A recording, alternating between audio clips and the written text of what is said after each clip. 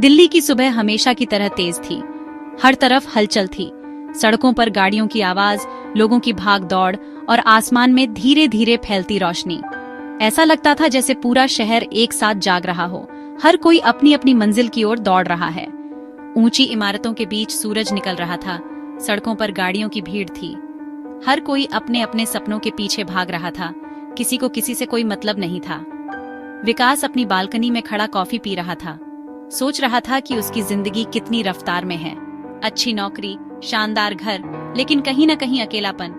उसके पास सब कुछ था, फिर भी दिल में एक खालीपन था जिसे वह खुद भी ठीक से समझ नहीं पाता था। उसे लगता था वह मशीन बन गया है, बस दौड़ना, बिना रुके, बिना सोचे। हर दिन एक जैसा, हर सुबह वही भागम भाग, जैसे जिंदगी में ठहराव नाम की कोई चीज ही नहीं बची हो। तभी उसका फोन बजा, गांव के चाचा का फोन। अचानक शहर की आवाजें धीमी पड़ गईं, जैसे वक्त थम गया हो। कांपती आवाज में चाचा बोले, बेटा, तेरे बाबा अब नहीं रहे। यह सुनकर विकास के पैरों तले जमीन खिसक गई, जैसे सब कुछ एक पल में बदल गया हो। यह सुनते ही विकास के हाथ से कप गिर गया। कॉफी की कुछ बूंदें जमीन पर फैल गईं, जैसे उसके दिल का सूनापन बाहर आ गया हो। शहर की भागती सुबह अचानक थम गई। चारों ओर सन्नाटा छा गया, जैसे पूरी दुनिया एक पल के लिए रुक गई हो। उसने तुरंत छुट्टी ली और गांव के लिए निकल पड़ा।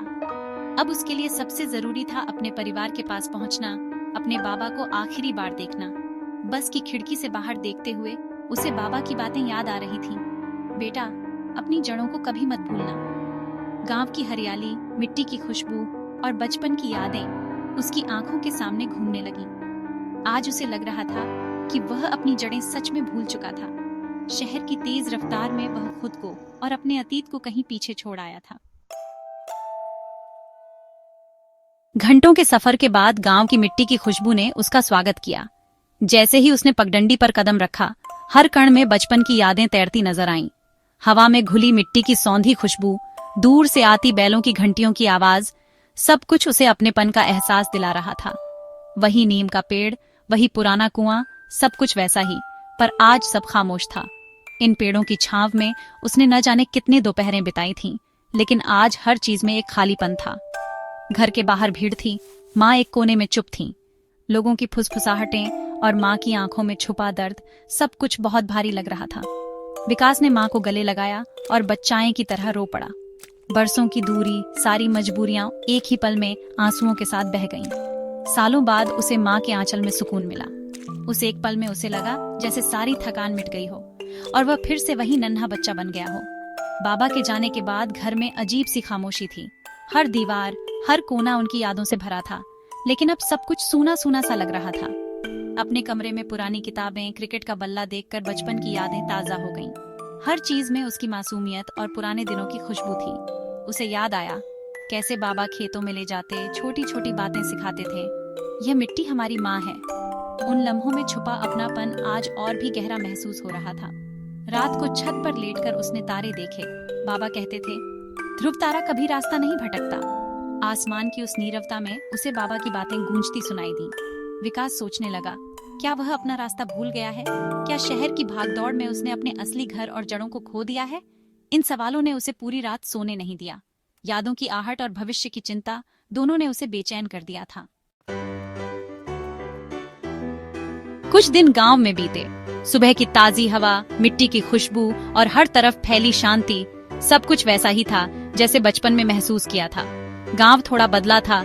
अब पक्की छतें थीं, लोग स्मार्टफोन पर बातें करते दिखते थे और बच्चों के हाथों में भी मोबाइल आ गए थे। लेकिन असली चीजें वही थीं, लोगों का प्यार, अपनापन और साथ। गांव की आत्मा अब भी उतनी ही सजीव थी।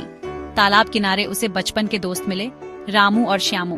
पुराने दिनों की यादें ताजा हो गईं। सालों बाद भी दोस्ती में वही गर्मजोशी थी, जैसे वक्त ने कुछ बदला ही न हो। वे पुरानी बातें करने लगे, स्कूल की शरारतें, मेलों की यादें और वो बेफिक्र हंसी जो सिर्फ दोस्तों के साथ ही आती है। रामू अब किसान था, खेतों में मेहनत करता था। श्यामू की गांव में छोटी सी दुकान थी, जहां सबका आना जाना लगा रहता था। उनकी जिंदगी में सुकून था, एक अलग ही संतोष जो शहरों की भाग दौड़ में नहीं मिलता।